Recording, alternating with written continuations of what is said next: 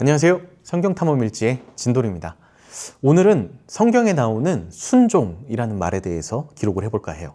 성경에 나오는 순종이라는 말의 원어는 샤마라고 하더라고요. 이 말의 뜻은 귀 기울이다, 듣다, 이해하다, 순종하다 이런 뜻이라고 해요. 순종이라는 말의 뜻이 말을 듣고 이 말을 행해서 결과까지 이루어내는 그것을 뜻하는 게 아니라 따르기까지 생각하는 그 마음, 이것까지가 순종이라는 거죠.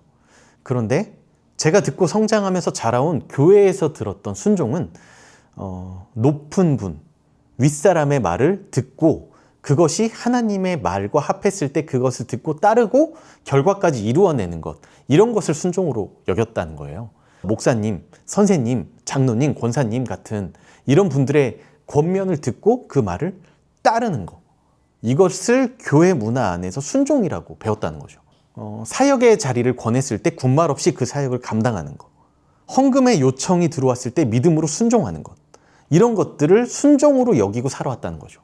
사무엘이 나무랬다. 주님께서 어느 것을 더 좋아하십니까? 주님의 말씀에 순종하는 것이겠습니까? 아니면 번제나 화목제를 드리는 것이겠습니까? 잘 들으십시오. 순종이 제사보다 낫고 말씀을 따르는 것이 순양의 기름보다 낫습니다. 거역하는 것은 점을 치는 죄와 같고 고집을 부리는 것은 우상을 섬기는 죄와 같습니다. 임금님이 주님의 말씀을 버리셨기 때문에 주님께서도 임금님을 버려 왕이 되지 못하게 하셨습니다. 사울 왕이 아말렉과의 전쟁에 나갔어요.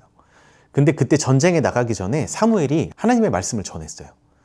아말렉과의 전쟁에서 이기게 되면 그 모든 민족을 멸하고 가지고 있는 가축과 재산까지 취하지 말고 다 없애버려라 라고 하셨단 말이에요.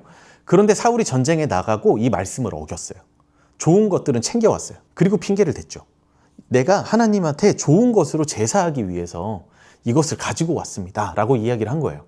그때 사무엘이 사울 왕한테 한 말이 이거예요. 순종이 제사보다 낫고 라고 한 거죠. 이 말을 그동안에 듣기로는 사울이 하나님의 말을 듣지 않고 그 결과가 순종의 결과가 아니었기 때문에 순종하지 않은 거라고 저는 여겼어요. 그런데 최근에 순종이라는 말의 뜻을 듣고 정말 순종이 뭘까? 실패하게 되면 순종이 아닌 걸까? 라는 생각을 가지고 접했을 때 이 뒤에 나오는 사울 왕의 말을 보면서 사울이 순종하지 않은 것은 결과뿐이 아니라 이미 시작할 때부터 잘못된 거였다라고 생각을 했거든요. 사울이 사무엘에게 간청하였다. 내가 죄를 지었습니다. 주님의 명령과 예언자께서 하신 말씀을 어겼습니다. 내가 군인들을 두려워하여 그들이 하자는 대로 하였습니다. 사울이 간청하였다. 내가 죄를 지었습니다. 그러나 나의 백성 이스라엘과 백성의 장로들 앞에서 제발 나의 체면을 세워주시기 바랍니다. 나와 함께 가셔서 내가 예언자께서 섬기시는 주 하나님께 경배할 수 있도록 하여 주십시오. 사울은 하나님의 말씀에 귀 기울여 듣지 않았어요.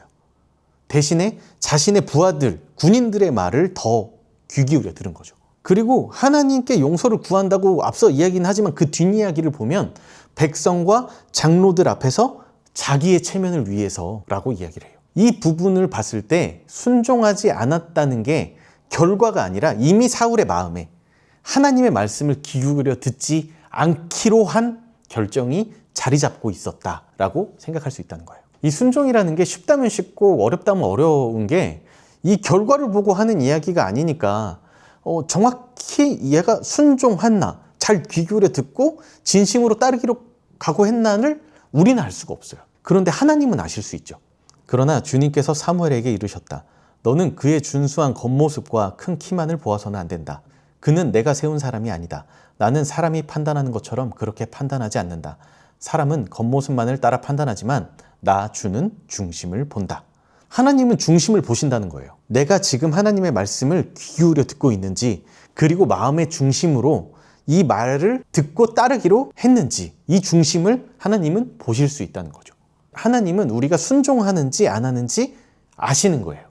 얼마 전에 이런 이야기를 아내와 하다가 순종이라는 것이 이렇게 이해할 수도 있구나 라는 생각을 했던 적이 있는데, 저의 아내가 식사 후에 주방을 정리하고 음식물 쓰레기를 버려달라고 저한테 이야기를 해요. 그럼 저는 군말 없이 네 하고 바로 가서 이걸 버려요. 매일 이렇게 하지만 언젠가는 제가 대답을 했어도 잠깐 다른 것을 하다가 좀 늦게 하거나 이걸 놓칠 때가 있어요. 그런데 아내가 이것을 탓하지 않아요. 내가 이 아내의 말을 듣고 음식물 쓰레기를 버렸어야 되는데 버리지 않은 일들이 있잖아요. 그럼 이건 결과로 놓고 보면 순종하지 않은 거예요. 그런데 우리 아내는 이걸 어떻게 생각했냐면 내가 부탁을 했고 당신이 듣는 순간 버린다고 대답을 했어. 그리고 항상 이것을 그대로 해줬기 때문에 가끔 안 하더라도 당신이 이것을 버려줄 마음이 있었다는 것을 안다는 거예요. 아내의 말에 남편이 항상 귀 기울여 듣고 2번, 3번 묻기 전에 내가 버릴게요 라고 대답을 했어요. 여기까지가 이미 상대방이 내 말을 들었다. 이 사람은 그리고 항상 이 말을 들어줬다 라고 여긴다는 거예요. 이게 순종이라고 깨달았다는 거죠. 아직 음식물 쓰레기를 버리러 가지 않았어요. 하지만 이미 버린 것과 마찬가지라는 거예요. 사실은 버리고 왔던 결과나 안 버렸다는 그 사건이 중요한 게 아니라 아내의 말을 듣고 그 말을 항상 진심을 다해서 행했던 그 모습들이 쌓여서 이 사람이 항상 내 말을 듣고 있구나. 그리고 오늘도 내 말을 듣고 대답을 했구나. 여기까지라는 거죠. 그런데 반대로 이런 경우들이 있을 수 있잖아요. 결과는 버리고 왔어. 근데 그 중간에 내가 이걸 왜 버려야 되지? 대답은 했어. 그래, 내가 버릴게. 그럼 넌 뭐 했니? 이런 마음으로 하는 게 순종이 아니라는 거예요. 이런 개념은 사람과 사람 사이에는 그 사람의 마음의 중심을 알 수 없기 때문에 서로의 신뢰, 서로의 사랑함, 이런 관계들이 쌓이고 쌓여서 이 사람이 나의 말을 들어주고 마음을 다하고 있다는 것을 알게 되는 이 관계가, 이런 관계가 바울의 편지에도 나와 있어요. 나는 그대의 순종을 확신하며 이 글을 씁니다. 나는 그대가 내 말 한 것 이상으로 해주리라는 것을 압니다. 이 말은 바울의 편지인 빌레몬서에 있는 이야기인데요. 빌레몬이라는 사람에게 바울이 편지를 쓰면서 이런 말을 남겼어요. 편지잖아요. 글이 전달되기도 전이에요. 그런데 이 둘의 관계가 이 사람이 자신의 말을 기울여 듣고 온 마음으로 항상 따라줬다는 그런 관계가 성립이 돼 있다는 거죠. 그렇기 때문에 바울은 편지를 쓰지만 내 말을 이미 이 사람이 이 편지를 읽고 순종해 줄 거라는 걸 안다는 거예요. 우리 마음의 중심을 보시는 하나님께서 성경을 통해서 우리한테 이렇게 말씀을 하세요. 서로 사랑해라. 너는 거룩해라. 순결해라. 그리고 용서해라. 돌이켜라. 회개해라. 이런 말씀들을 하실 때 나는 귀 기울여 듣고 진심으로 대답하고 그렇게 하기로 마음 먹으면 되는 거예요. 그러면 이미 내 마음의 중심을 보시는 하나님이 보시기에 너는 순종을 하고 있구나 라고 여기신다는 거죠. 크리스천의 삶을 살아내고 그런 사람들이 하는 말 중에 이런 이야기들이 있어요. 내가 한 것은 없다. 하나님이 모두 다 하신 거다. 내가 한 것이라고는 그저 하나님의 말씀을 읽고 듣고 하기로 마음을 먹었던 것. 그리고 발 뒤꿈치를 떼는 그 걸음을 걷기 시작한 것뿐이다 라고 말을 하죠. 성경을 보면 또 하나님은 이렇게 말씀하십니다.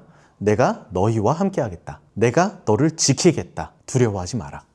성경을 읽어보면 많은 인물들이 하나님의 말씀을 모두 지켜서 모든 것을 승리로 끝내지는 않았어요.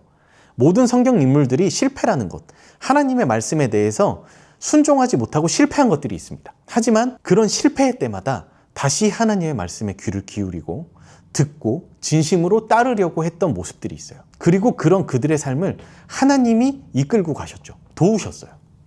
이루어내야, 그런 결과를 얻어내야 순종이 아니라 하나님의 말씀을 귀 기울여 듣고 뭐라고 하시는가, 저 말이 무슨 뜻일까 궁금해하고 진심으로 따르기로 마음먹는 것, 여기까지가 크리스천의 삶의 전부라고 말할 수는 없지만 시작이라고는 할 수 있습니다. 그럼 그때에 성경에 나와 있는 것처럼 하나님의 인도하심을 경험하게 되는 거죠.